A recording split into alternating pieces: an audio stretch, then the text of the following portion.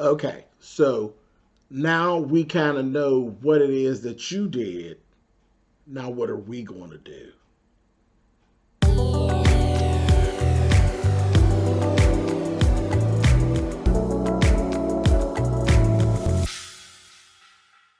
Thank you guys for clicking on the video. This is part 3 of Netflix's docu-series on John Wayne Gacy. Listen, very interesting. Very interesting. In this last part, he finally told what actually happened to Rob Peace. And he gave details of the whole situation. I don't want to go through the whole situation of it, but it was nothing nice. It was nothing nice. He did strangle the young man and different things like that. And it was just always some drama. It was, you know, drama and just sickness and sickness. But he ended up throwing him into the river. Into the river. And this is the thing. He actually did it. He killed him. And when they had come to the house looking and they asked him to come down to the police station, he had actually put his body in the attic. He was in the attic. And he swindled his way out of it with that lie about having to go because his uncle had died and all of this stuff. He disposed of the body into the river, where consequently he actually had thrown other people in the river as well. He had done that as well, but he did that the night that he went down to the police station that they actually discussed in the first episode. He had come to the police station and he was muddy and all of that. And it started snowing and different things like that. So just a whole mess. But December 22nd, 1978, he actually told that. He told that information. And then after that, there was a blizzard. Well, there were 2 blizzards, actually. The blizzard of 79. Rob Peace's body was actually finally found in April of 1979. So almost 5 months, well, 4 full months later, they actually were able to get to the body because the water was so cold and all of that. And, you know, they explained how once the water warmed up, the body actually would kind of thaw, if you would, and then there's gases that your body creates, and that's what made it float to the top, and then that's when they were actually able to find them. In total, there were 33 complete bodies found, and some are still not identified. All these years later, over 40 years later, some of the bodies are still not identified. There has been a few lately that were able to be identified due to the things that we can actually do with DNA now. So, you know, they reopened the case after everything was done lately. They've reopened the case to try to get some closure for these last unidentified bodies from then. It's sad. It really, really is sad. Let me say this. In this episode, once we got all that together, we found out what happened to all the bodies and all that, all the bodies, they got all this. Now we got to go to court. Now we got to go to court. So they opened this episode with a lot of social situations. Okay. They opened up speaking about the respect or disrespect or disregard for respect of the gay community and the lack of trust that the gays actually had for the police force in Chicago at that time and pretty much everywhere. You know, it just, we weren't anywhere near where we are today, and we got some ways to go, but we were nowhere near where we are today. There was a guy, Jeffrey Rignall, who actually was accosted by John and taken, and he was raped. He was literally raped, and he used chloroform to knock him out, and it burned his face, and just all, it was horrific, horrific. And he actually did these things to him, and then he just dumped him somewhere, but he dumped him alive. He didn't kill him for whatever reason. He didn't kill him. He dumped him alive, but he ended up going to the police, and he reported the rape and gave identification. Then he was basically ignored for the most part. It was like, yeah, okay. You and that man on man stuff, we don't have time. Meanwhile, they got all this stuff going on about John Wayne Gacy. He's given them a description. He couldn't remember everything about it because, again, there was chloroform used and he was being knocked out. So it was this back and forth and all of this. He remembered the exit that he was getting off to go to his house, and that it was in his state of going in and out. He actually got a car, went out, staked out. See, the stalker was being stalked.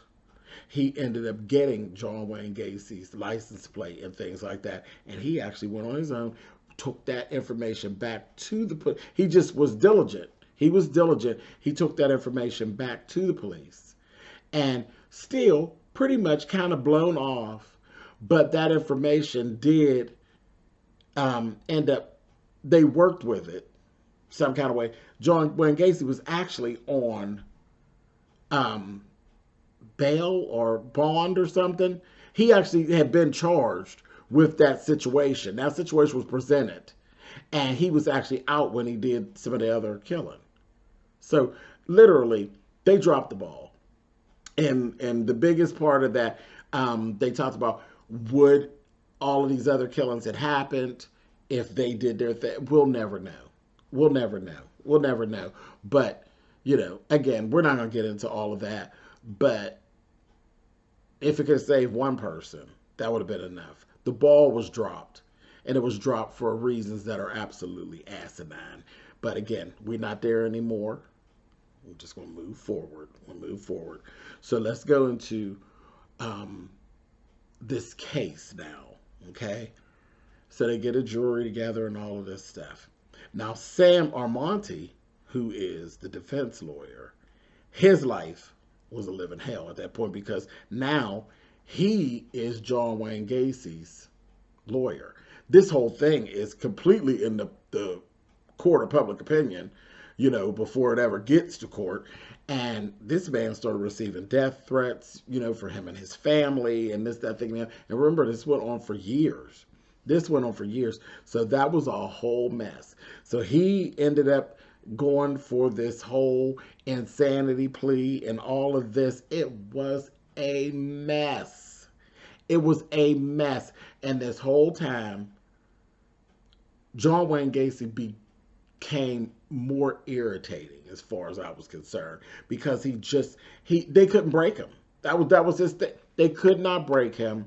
They naturally bring these people in, you know, to do psych evals on him, and they go all the way back to his childhood. And of course, you know, that's his game because everything is everybody else's fault. So a lot of the fault has fallen on the father. Oh, his father was angry, and his father was mean, and he was different than the other boys, and then he was sickly, and it was all these little things. And they tried to come up with this, this insanity plea. Well, all along, he's still talking. And now he's claiming that he didn't do the murders. He didn't do the murders. He don't understand it. He don't remember it. He don't know what they're talking about. Dare I say playing crazy? Dare I say playing crazy? But too damn arrogant to play it well. And he's going on, and he's still making these comments that are just, I'm like, you're not coming across as crazy. You're coming across as you just doing too much. You're doing too much. You with this, oh, I outsmarted you again, and things like that. I mean, yes, people who are a little loose say stuff like that, but look at what we're dealing with here. Look at what we're dealing with. The diligence that he used and the planning that he used and the diagram that he drew up to tell them where the bodies were. And all. That man wasn't crazy. I mean, he's crazy, but he wasn't insane like that. He had some issues. He had some issues. But that little insanity plea, nobody going for that. Um, he even went so far as to accuse one of the main attorney, Kunkel. He went as far as to accuse him of being bisexual and said, I seen him down at the bar with leather pants and chaps and this, that, thing, and the other. Get that bisexual off of it. Again, how dare you? The one that said that you were bisexual, but you really ain't bisexual. You really were gay, and that's why you were really so angry, because that was the one thing that you really, really hated. And that's, you know, a lot of that had to do with what you had going on. A lot of self-hate is why you were doing a lot of what you were doing. And now you're, don't get me started. Don't get me started. Just terrible. Terrible, terrible, terrible. But Kunkel, he wasn't shook about it. He said, no, I'm not bisexual. No, I don't know nothing about no leather jacket, no leather pants, and what he talking about. Just ridiculous. Ridiculous. He was playing on everything. Everything was calculated. Everything was thought out. He was playing on the things that people hate about the gay community back then. You know, that whole thing of, you know, this leather pants and all. He was playing on all of it. He was playing on every stereotypical thing that he could. He really was a smart man. He really was smart, but he was a little loose. You know, a little loose. And then he ended up, March 1980, he was sentenced to death. He was sentenced to death. And it took about 15 years of appeals and this, that, and the other, and on and on and on and on and on. And they finally went ahead and did the execution. Going into the execution, you know, they were asking, like, how did they feel? Did you feel sorry? Were you, you know, you all asked for the death penalty. How do you feel about that? People were like, you know what, it is what it is. I mean, he carried on so badly to where really people were just really, even when his mom took the step, it is what it is. It is what it is, you know. We feel sorry for her, but girl, bye. You know, it was very that.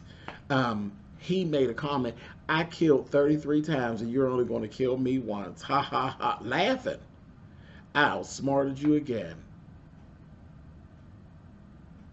He literally had no remorse for anything. And he said, I don't even know what y'all talking about. I don't feel bad about nothing. I don't know what you're talking about. He played it all the way to the end. And I believe he was playing, totally playing, just running the game, playing the game. And they said that allegedly his last words were, kiss my ass. I said, well, wow. Wow. Listen.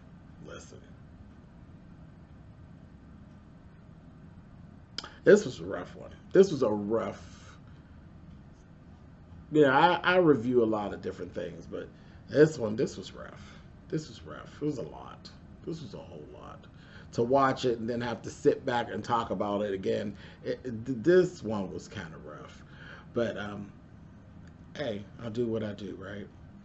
Anyway, thank you all for watching. Definitely, the full docuseries is definitely worth taking a look at. It really is. It was really, really good. And I've, you know how I review. I'm not giving you a blow by blow. I'm talking to you about the things that actually stood out for me. So you definitely should watch the docuseries for yourself. And then you can come back to my comments and we can discuss what you saw versus what I saw and what stuck out for you. I always read my comments and I will talk back to you in the comments. Listen, again, thank you for watching. I appreciate it, and I will catch you all on the next one. You all have a good one.